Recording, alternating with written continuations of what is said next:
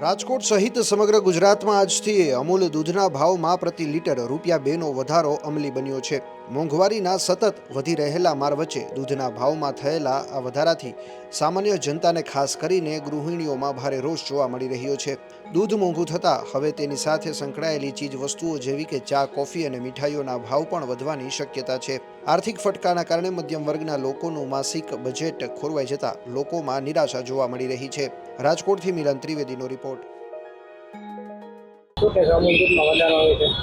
વધારો આવી ગયો છે, શું કરવું હવે?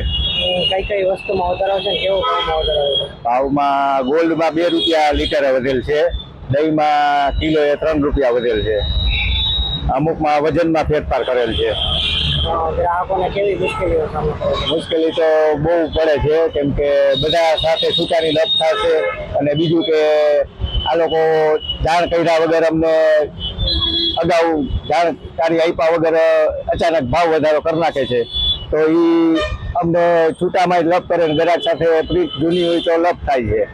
પહેલી વારનું જ છે ભાવ વધારાનું કે ભાવપત્રક વગર ભાવ વધારો કરે છે? ભાવ પત્રક તો આપે છે પણ રાતે મોડો આપે છે। તો છૂટામાં કઈ રીતે મુશ્કેલી થશે? હવે તો જોઈએ, હવે આમાં ₹57 કરી રહ્યા છે, ₹66 કર્યા છે, એટલે હવે છૂટામાં તો લપ થશે જ થોડી।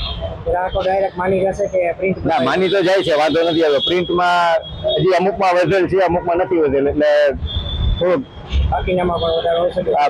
બધામાં આવી જશે વધારો।